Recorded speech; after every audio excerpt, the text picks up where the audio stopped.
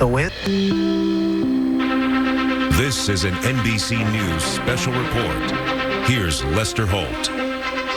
Good evening. We're coming on the air with breaking news out of Georgia, where former President Trump was just indicted for the fourth time, this time for his alleged efforts to overturn Georgia's 2020 election results. Let's go straight to Blaine Alexander outside the courthouse. Blaine, what do we know about the indictment?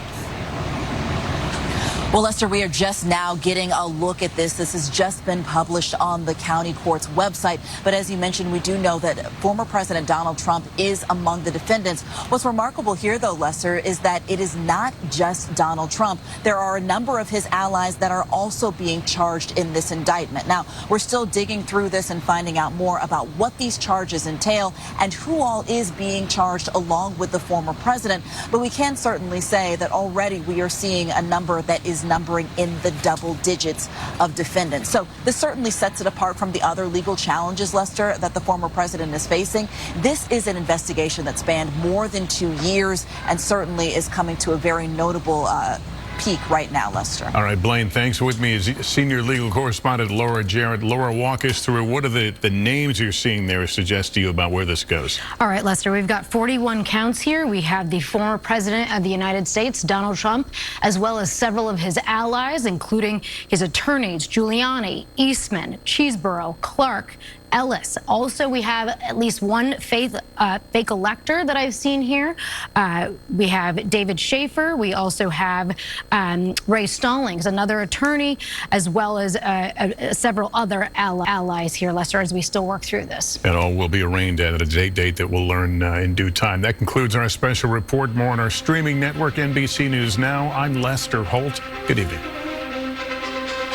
Rights landmark located at The report.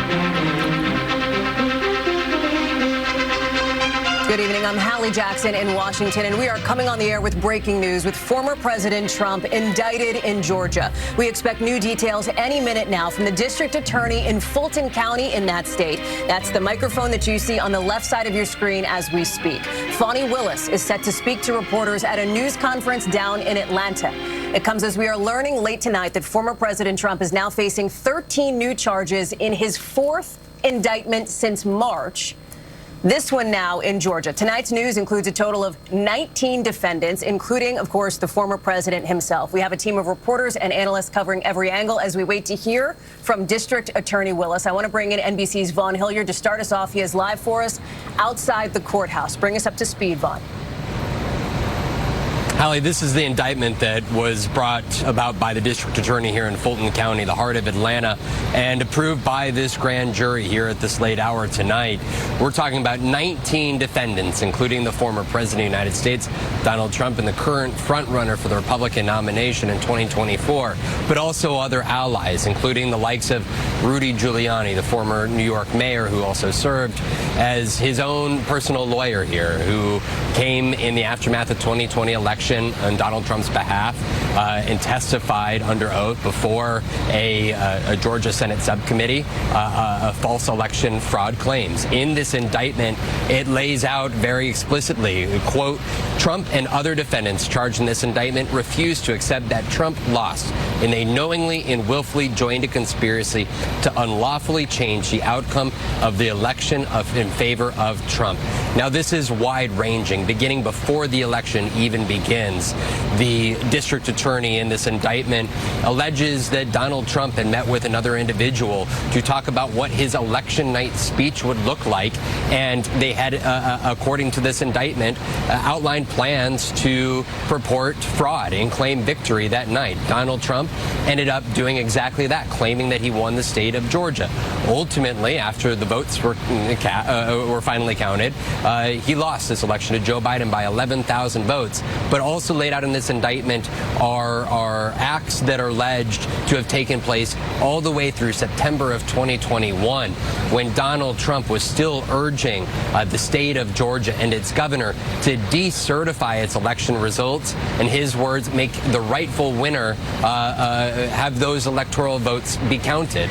Of course, there's also individuals who were the so-called fake electors, individuals who submitted an official document to the National Archives and Congress to be counted instead of Joe Biden's slate of electors on January 6, 2021. What is outlined here are serious charges, 41 counts against Donald Trump and 18 other defendants. This is a serious indictment that has been levied here in the state of Georgia tonight. Vaughn, thank you. Please stand by for us there as we await that news conference now from the Fulton County District Attorney, Fani Willis. We expect her to walk through one of those doors and speak to reporters any minute. Our NBC News legal analyst, Danny Savalos, is joining us as well. So, Danny, this indictment gets specific. It stretches from the fall of 2020, September of 2020, a couple months before that election, all the way to the fall of 2022. It cites specific tweets, specific comments that former President Trump made publicly, and it cites a series of documents, a series of interviews that were clearly conducted over the course of this investigation from the district attorney. Based on your assessment so far, what kind of legal liability does former President Trump face here? Just as serious criminal liability as he does with his other indictments. But what's interesting about this indictment, at least as we're all furiously paging through it, it's heavy on racketeering, conspiracy, attempt. Conspiracy and attempt are what we call inchoate crimes, incomplete crimes. So they're really defined largely by the intent and the actions taken in furtherance of that intent. In other words, the crime itself doesn't necessarily have to be completed or the unlawful objective. It's enough that they agree. And that's why you see dozens and dozens of pages describing Act 57, Act 100, and on and on and on. And the reason a lot of those are not actually criminal acts is that they don't need to be. That's the short answer, at least for conspiracy. You just need the agreement and the overt act in furtherance. And it can be something as simple as a telephone call. And sure enough, telephone calls are included in those overt acts. When it comes to racketeering, a lot of these are blended together. So you have many overt acts that are also separately racketeering acts. This is where it gets a little confusing, but racketeering is about an enterprise. Everybody worked together as an enterprise. And according to the indictment, the enterprise is the group of people that is the defendants, arguably the campaign. So those people had an enterprise according to the indictment, but then you can't just use any act. There are specific enumerated acts in the statute. And that's why you see some of the paragraphs just say this was an act in an overt act in furtherance of the conspiracy. And others say this was both a predicate act under the racketeering law and also an overt act in furtherance of the conspiracy. So this is actually a very complex, very difficult to follow at times indictment, but in terms of the detail, you're absolutely right. There is tons of detail, and all of that detail, or most of it, is arguably part of those overt acts, really any one of which can support a conspiracy charge. Danny, thank you for that explanation. In plain English, it sounds like what you're saying is, while it is not illegal for the former president to, let's say, tweet about seeking to influence the outcome after the 2020 election, put together in this case, as the prosecutors have, that is the basis for these racketeering and conspiracy charges. Exactly right. So I'm going from memory, but I think overt act 57 is one of the co-defendants is reserving a room for a meeting, I think at a hotel. That normally would not be a crime. Looks like we have some people coming up here, Hallie, but that would normally not be a crime. If it's done with the unlawful intent, it can become a crime. Here we go. Danny, thank you. District Attorney Fani Willis now speaking about the indictment of former President Donald Trump in Georgia and 18 other defendants. We're going to listen in here on NBC News. Thank you for joining us. I'm here with the prosecutors and investigators who have worked diligently on the investigation of criminal attempts to interfere in the administration of Georgia's 2020 presidential election. Today, based on information developed by that investigation, a Fulton County grand jury returned a true bill of indictment, charging 19 individuals with violations of Georgia law arising from a criminal conspiracy to overturn the results of the 2020 presidential election in this state. The indictment includes 41 felony counts and is 97 pages long. Please remember that everyone charged in this bill of indictment is presumed innocent. Specifically, the indictment brings felony charges against Donald John Trump, Rudolph William Louis Giuliani, John Charles Eastman, Mark Randall Meadows, John Cheeseborough, Jeffrey Clark, Jenna Lynn Ellis, Ray Stallings Smith III, Robert David Cheeley, Michael A. Roman, David James Schaefer, Sean Micah Tresher Steele, Stephen Cliffgard Lee, Harrison William Prescott Floyd, Travion C. Cootie, Sydney Catherine Powell, Kathleen Austin Latham, Scott Graham Hall, and Misty Hampton, also known as Emily Misty Hayes. Every individual charged in the indictment is charged with one count of violating Georgia's Racketeer, Influenced, and Corrupt Organizations Act through participation in a criminal enterprise in Fulton County, Georgia, and elsewhere to accomplish the illegal goal of allowing Donald J. Trump to seize the presidential term of office beginning on January 20th, 21. Specifically, the participants in association took various actions in Georgia and elsewhere to block the counting of the votes of the presidential electors who were certified as the winners of Georgia's 2020 general election. As you examine the indictment, you will see acts that are identified as overt acts and those that are identified as predicate acts, sometimes called acts of racketeering activity. Overt acts are not necessarily crimes under Georgia law in isolation, but are alleged to be acts taken in furtherance of the conspiracy. Many occurred in Georgia, and some occurred in other jurisdictions and are included because the grand jury believes they were part of the illegal effort to overturn the results of Georgia's 2020 presidential election. The acts identified as predicate acts or acts of racketeering activity are crimes that are alleged to have been committed in furtherance of the criminal enterprise. Acts of racketeering activity are also charged as separate counts in the indictment against those who are alleged to have committed them. All elections in our nation are administered by these states, which are given the responsibility of ensuring a fair process and an accurate counting of the votes. That includes elections for presidential electors, Congress, state officials, and local offices. The state's role in this process is essential to the functioning of our democracy.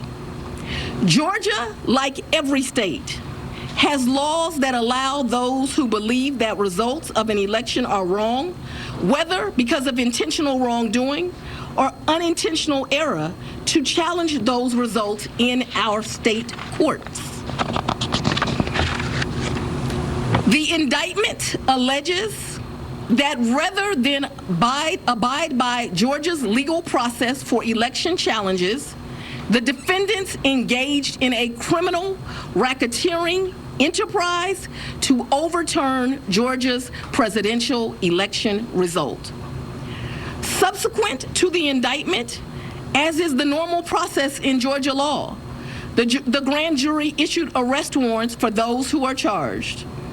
I am giving the defendants the opportunity to voluntarily surrender no later than noon on Friday, the 25th day of August, 2023. I remind everyone here that an indictment is only a series of allegations based on a grand jury's determination of probable cause to support the charges. It is now the duty of my office to prove these charges in the indictment beyond a reasonable doubt at trial. I would like to take a moment to thank the Superior Court Clerk, Shay Alexander, and her staff for staying late and making sure that this indictment was processed. I would also like to thank the men and women of Sheriff Labatt's office for keeping the courthouse open, but most importantly for keeping us safe over the weeks and months that have led up to this indictment, and for what I know they will continue to do to keep us safe. We also want to thank the Atlanta Police Department and other law enforcement partners who have worked with the sheriff to keep us safe. I will now take a very limited number of questions prior to going to sleep. I'll go first. Madam District Attorney. If you don't mind. Surveil 11 to 11. Quick question. Can you clarify in Georgia the mandatory minimum when it comes to RICO charges, whether it's servable by probation or how that might play out? The RICO charges has time that you have to serve, so it is not a probated sentence. Madam District Attorney, what's the timetable for your trial? What is the timetable for the trial? Yes. As you know, in this jurisdiction, trials are set by the judges. And so it will be the judge that sets the date of the trial. This office will be submitting a proposed scheduling order within this week. However, that will totally be at the discretion of the judge. And you're the fourth person, the fourth jurisdiction now to indict Donald Trump. Do you believe you need to be the fourth one to try him, or could you move it up? Do you want to be the first to try him? I don't have any desire to be first or last. I want to try him and be respectful for our sovereign states. We do want to move this case along, and so we will be asking for a proposed order that occurs a trial date within the next 6 months. Have you had any contact? Earlier today, there was a fictitious document, according to the Fulton County Clerk's Office, that was circulated online with charges against former President Donald Trump. That fictitious document matched exactly the charges that we now see in this indictment. Can you tell us more about that document leak? Because now you have the former president's lawyers who are saying that this is emblematic of a serious problem with your office. No, I can't tell you anything about what you refer to. What I can tell you is that we had a grand jury here in Fulton County. They deliberated till almost 8 o'clock, if not right after 8 o'clock. An indictment was returned. It was true billed, and you now have an indictment. I am not an expert on clerks' duties or even administrative duties. I wouldn't know how to work that system, and so I'm not going to speculate. Next question. Have you had any contact with the special counsel about overlap between these cases, and do you intend to try all of these defendants together? Do I intend to try the 19 defendants in this indictment together? Yes. And have you had any contact with the special counsel about the overlap between this indictment and the federal indictment? I'm not going to discuss our investigation at this time. Have there been any conversations? The arguments made by former President Trump that this is a politically motivated indictment. I make decisions in this office based on the facts and the law. The law is completely nonpartisan. That's how decisions are made in every case. To date, this office has indicted, since I've been sitting as the district attorney, over 12,000 cases. This is the 11th RICO indictment. We followed the same process. We look at the facts, we look at the law, and we bring charges. Have there been conversations about the terms of surrender? Will you try this case yourself, Has Ms. the jury Willis? been cleared? Down.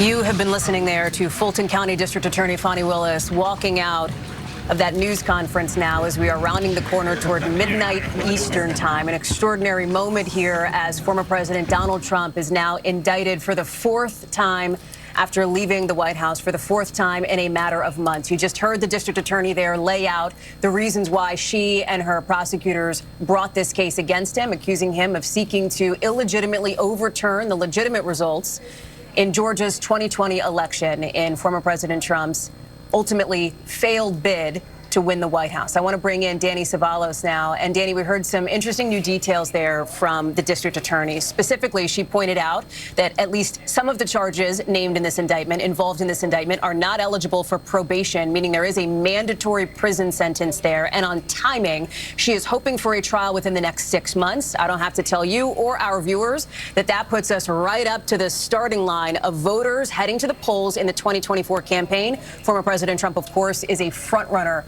in that campaign. Talk us through your takeaways here on trial timing, on the charges, and what we just heard from the district attorney.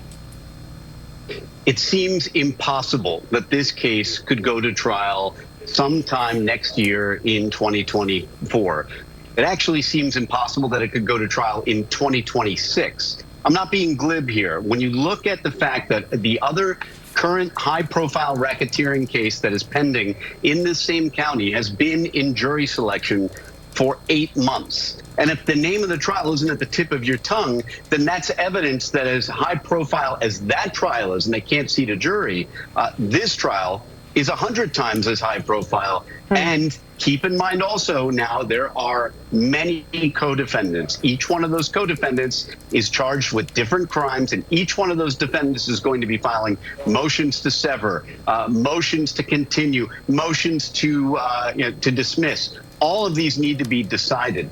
There's simply no way that this case could go to trial in the next 2 years, Hallie. I don't see it happening. And that, again, is part of life practicing in state courts. Things just take longer there, usually inures to the benefit of the defense as well. But of course, in a sense, for purposes of prosecuting Trump, it doesn't really matter how long this trial takes, because this is one of the cases, a state case, that Trump cannot pardon. He cannot appoint an attorney general to dismiss the case and end it. Trump is going to go to trial. It may not be this year, it may not be next year, it may not even be the year after that, but it's going to happen. As we bring in now NBC News legal analyst Carol Lamb. Carol, that we also heard from the district attorney in response to a question about whether she seeks to try all 19 defendants at the same time. She said definitively, yes, that is the case. That also presents, to Danny's point here, a complicating factor in the timeline here. Unlike the other indictments that former President Trump faces, where he is one of either just a few or the only defendant, there are a slew of people involved in this case. Exactly right, Hallie, and that actually makes the whole analysis easier. If Fani Willis is going to try all of these defendants together, this case is not happening before the 2024 election. Jack Smith made a very strategic decision to leave off Donald Trump. He named a number of co-conspirators in the indictment, but Donald Trump stands alone as the only defendant in the election interference case in Washington, D.C. And what that means is that there's a much better chance that that case is going to actually happen, get to trial, maybe even finish the trial before the 2024 election, certainly before the inauguration. That's not going to happen in Fani Willis's case.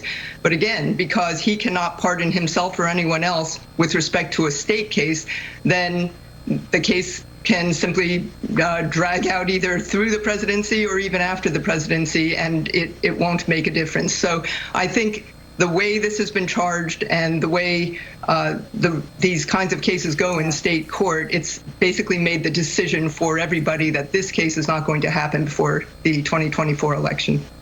Danny, as we look at some of the details of this indictment here, the broad investigation has some parallels to the federal indictment on the scheme to overturn the election that special counsel Jack Smith brought. Again, federal case versus state case, two different cases, two separate investigations. But when Fani Willis was asked directly whether she has had conversations with Jack Smith about her investigation, she declined to answer.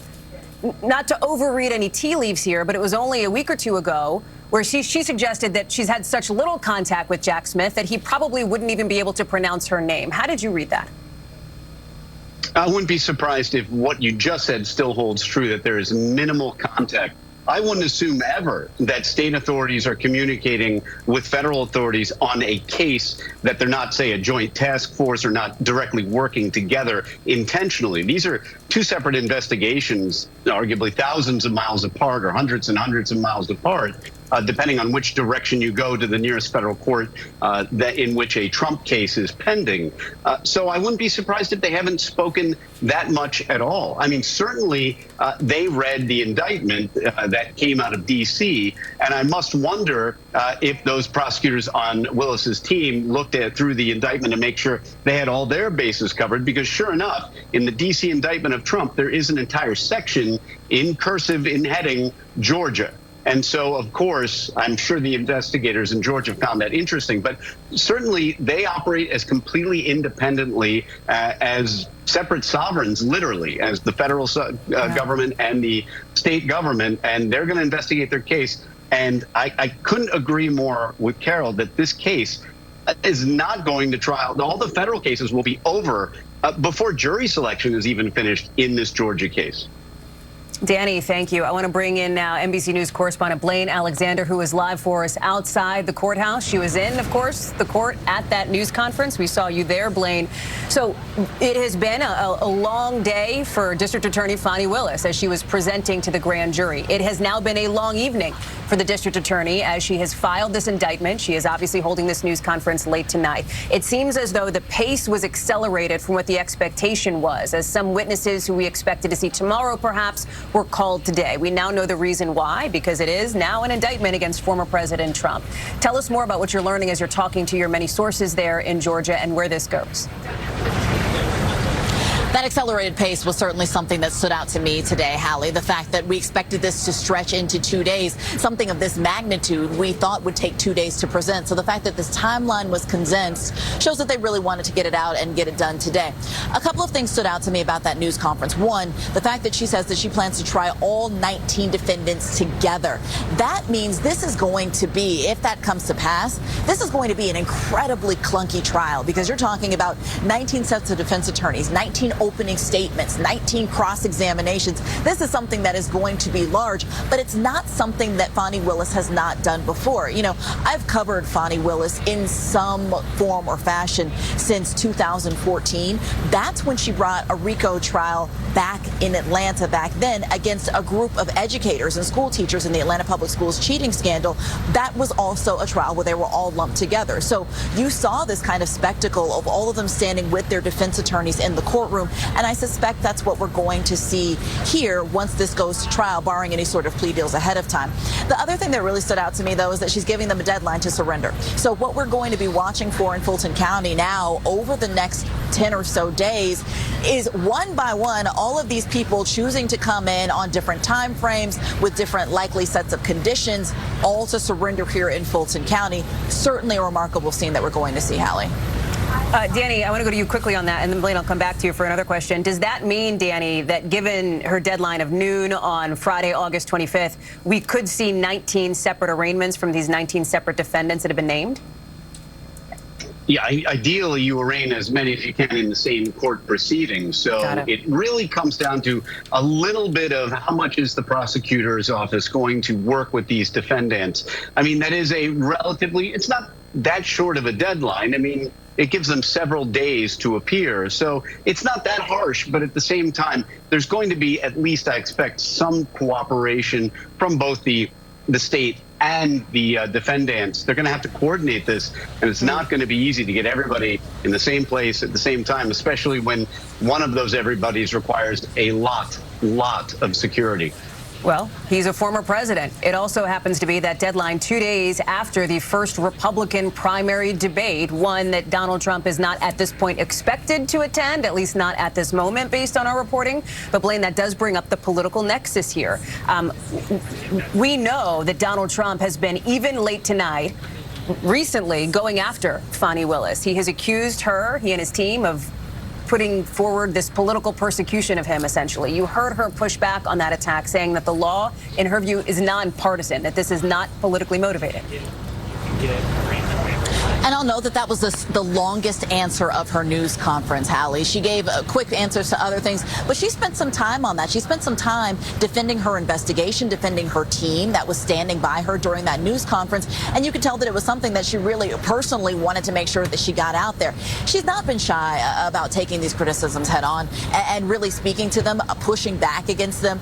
One thing that she told me more than a year ago is, hey, some people thought that this investigation was a game. It's not a game at all. And she's really kind of maintained that posture throughout. That's certainly something that we heard from her today when she was kind of continuing this posture. The other thing that I think, though, is notable as I've watched this day play out and reported throughout the day, Hallie, is the fact that, again, we knew from a source who was familiar with the proceedings that there were 10 planned witnesses. My understanding is that they took a vote after hearing just from 7 of them. So we know that George Cheedy, the independent journalist who was called, was never actually called to testify. He actually didn't have to go in there and testify. So it's notable that whatever they got from those first 7 witnesses, they felt was enough to go ahead and put it to a vote and ultimately get a true bill, Hallie. A lot of developments tonight, Blaine. A lot more to come. Our thanks to you, to Danny Savalos, to Vaughn Hilliard, to Carol Lamb, our team of correspondents and producers in the field as the story develops. This concludes our NBC News special report. We'll see you tomorrow morning on Today.